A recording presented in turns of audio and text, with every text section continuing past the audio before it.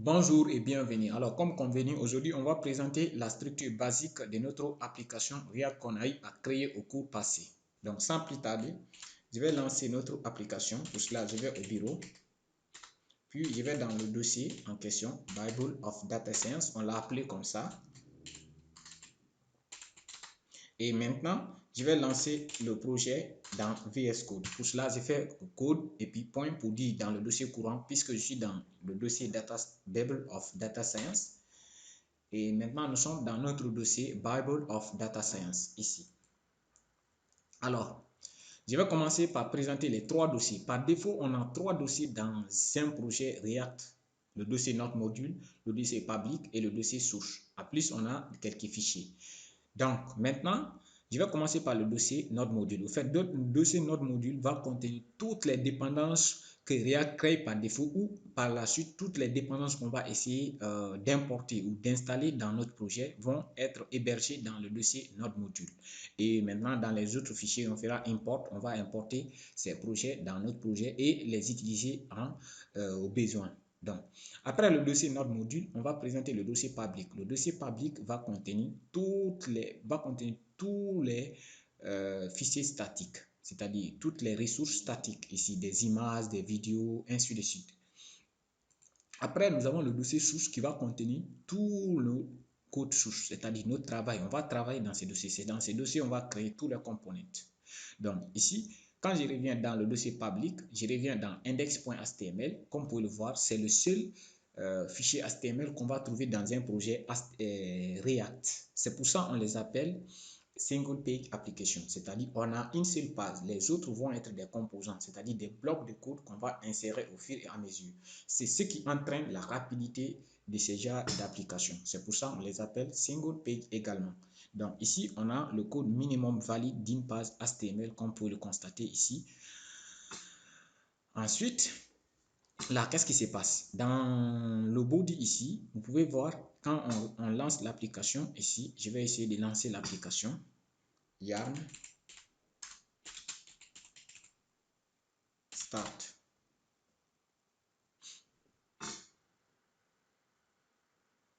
Voilà. On va attendre un tout petit peu. Voilà, comme vous pouvez le voir, l'application est lancée maintenant. On a des images. Par contre, quand on revient ici, on n'a rien ici. Alors, qu'est-ce qui se passe? On a ce div-là qui a l'ID root. Comme je vous ai dit, quand on revient maintenant dans le dossier source et on essaye de vérifier index.js ici dans le dossier source, index.js, vous voyez, qu'est-ce qui se passe? On a maintenant Create React DOM. L'autre fois, on a parlé du DOM virtuel de React. C'est ce DOM virtuel qu'on a fait appel maintenant et avec la méthode render qui prend des paramètres, c'est-à-dire des arguments. Premier ici, qui va être le component. Deuxième, qui va être l'élément parent, c'est-à-dire l'élément dans lequel on va insérer. Mais ici, on a quoi? On a document get element by ID root, ce qui veut dire qu'on a un ID root. C'est ça effectivement ici, quand je reviens public, index HTML.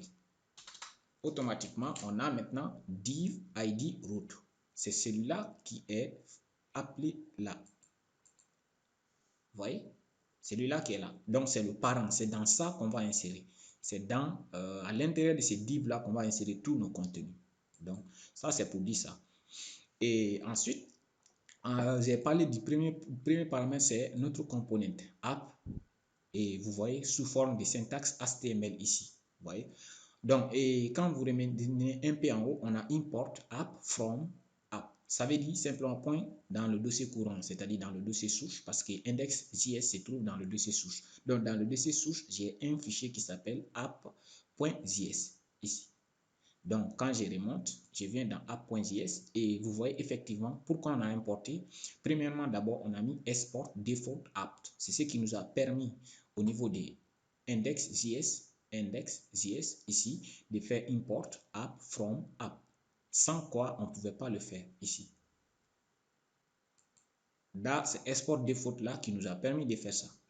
Mais à part ça, je vais revenir maintenant dans mon support ici et vous présenter un peu les différentes manières qu'on peut créer des composants. Ici, on a dit des composants sont constitués d'éléments et ensuite pour créer un composant, on met classe, le nom du composant et il faut obligatoirement mettre le nom du composant en majuscule. Commencer par majuscule. Ensuite, on a composant par classe ou composant par fonction. Donc, c'est la méthode à créer par défaut, la composant par fonction. Regardez, si je reviens ici, on a function app et puis on a créé. Ensuite, on a utilisé export, on a exporté le component ici et puis dans index.js, on a simplement importé.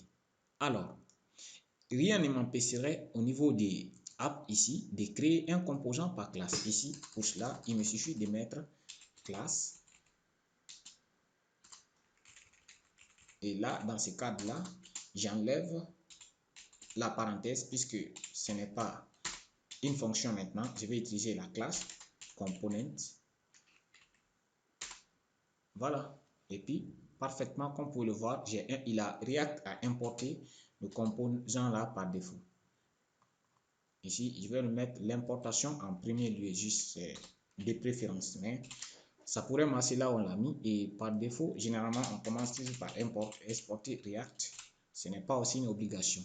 Maintenant, pourquoi il y a l'erreur ici? Parce qu'on n'a pas contourné. Une fois que vous avez utilisé les classes, vous devez appeler une méthode qu'on appelle la méthode render. Sans la méthode render, vous ne pouvez pas utiliser. Si c'est une fonction, on fait simplement retour. Mais si c'est avec une classe, il faut maintenant retourner le JSX dans une méthode qu'on appelle la méthode render. C'est une méthode de lifecycle d'un projet React. Ici, qu'est-ce qu'il y a là? À l'intérieur ici, ce qu'on appelle JSX. Et l'autre fois, je vous ai dit JSX, c'est le mélange des codes HTML et des données, c'est-à-dire des propres ou encore d'autres données. Ici, vous pouvez voir, on a importé le logo et on a utilisé image. C'est pourquoi, quand on revient ici, vous avez image, logo, et quand on revient dans la page React ici, vous avez le logo qui est là sous forme d'animation. Après ça, je vous ai montré déjà les deux manières d'utiliser des components. Après cette partie, qu'est-ce qui se passe maintenant? Je vais m'arrêter là pour la structure basique et là, je vais passer maintenant au fichier suivant. J'ai fini de présenter les trois dossiers, à savoir notre module public source. Et là, après, on a un dossier git ignore. Au fait, git ignore ne fait pas partie d'un projet React. Git ignore fait partie de tous les... En général, on les utilise dans des projets de développement informatique parce qu'on utilise pour GitHub uniquement. Regardez, git ignore, comme son nom l'indique, git ignore nous permet d'ignorer des fichiers ou des dossiers qu'on va appeler ici. C'est-à-dire, on a mis slash node module pour dire que notre module ne serait pas envoyé sur GitHub. Tous les fichiers ou dossiers qui sont énumérés là ne seront pas envoyés sur GitHub. Pour vous illustrer ça, le cours passé, on a lié notre projet à GitHub, c'est-à-dire on avait lié à un projet distant GitHub et ensuite on a envoyé nos modifications sur GitHub. Donc si je lance GitHub, mon compte GitHub et je vais dans le projet en question, vous verrez qu'on ne trouvera pas ni notre module, tous les fichiers qui se trouvent dans tous les dossiers ou fichiers qui se trouvent dans le dossier git ignore ne se trouvera pas dans notre projet. Regardez, je suis dans le projet Bible of Data Science. Si je reviens, notre projet s'appelle Bible of Data Science. Ici, il n'y a pas notre module, il n'y a que public et source et les autres fichiers. Mais tous ceux qui sont là ne seront pas dans GitHub. Ici, on a public, on a source, mais à part ça, on n'a pas les autres fichiers. Vous voyez? Ça, c'est l'avantage de git ignore ici. Après git ignore, on va là, le fichier introduction, là, c'est la présentation qui est affichée que j'ai ajouté ici tout à l'heure. Après, on a le fichier JSON, package JSON. Au fait, package JSON, c'est la carte d'identité de notre projet. D'abord, le nom du projet, comme vous pouvez le voir, la version du projet, comme vous le voyez ici, le type du projet, privé ou public. Privé, ça veut dire true, c'est privé. Ensuite, les dépendances qu'on a utilisées. Regardez, je vais vous montrer juste une des dépendances React ici. Vous voyez, React. Quand je reviens, comme j'ai dit que c'est notre module là qui contient toutes les dépendances de notre projet. Si je redescends jusqu'à la partie R ici,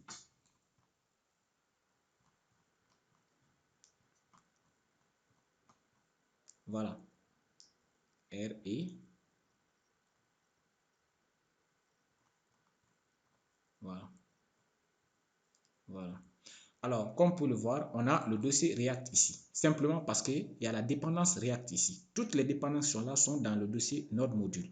Et je vous ai dit, on l'a mis Node Module dans Git Ignore pour ne pas l'envoyer sur GitHub. Pourquoi? Vous pouvez vous dire, alors, le dossier là contient tous les modules. Pourquoi ne pas envoyer sur GitHub? Parce que ce dossier est très lourd. Une fois que vous envoyez, l'envoi déjà, ça va consommer beaucoup de ressources réseau et ça va ralentir. Non seulement l'envoi va prendre beaucoup de temps, parfois même GitHub ne permet pas d'envoyer des dossiers au-delà de 100 fichiers à la fois. Vous voyez, ça c'est une des raisons. Mais deuxième raison, pourquoi on n'envoie pas ça? Si vous, par exemple, vous avez essayé de télécharger ces fichiers en local, vous n'allez pas avoir par défaut notre module. Mais une fois que vous faites npm install, comme on l'a dit, il va aller, npm install va faire quoi? Va venir dans le fichier git ignore ici, et pardon, npm là, il revient dans la partie dépendance. Toutes les dépendances qui seront listées ici, il va aller les télécharger et créer le dossier notre module en local chez vous et mettre votre dossier à jour. Et dans ce cas, vous pouvez lancer votre projet sans problème. Donc, c'est pourquoi on ne les envoie pas et ça permet aussi de ne pas charger GitHub pour rien puisque GitHub c'est un projet open source gratuit, vous ne payez rien. Donc, on ne doit pas aussi charger les serveurs de GitHub pour rien, c'est-à-dire la mémoire. Donc, après, on a le fichier README. En fait, le README là nous permet de donner une description, permettre aux internautes qui veulent faire des recherches parce que GitHub c'est pour faire des projets open source. Donc, ils veulent voir à quoi sert ton projet. Donc, c'est ici, on met la description de notre projet. Donc, pour vous illustrer ça, regardez, si je viens sur GitHub, vous pouvez voir README et vous voyez un peu de ce qui se trouve en local là-bas. On a Get Started with Create React App. Quand je reviens dans mon repository en Git distant ici, on a Get Started. Tout ce qui se trouve là-bas se trouve là. Donc, c'est pour la description.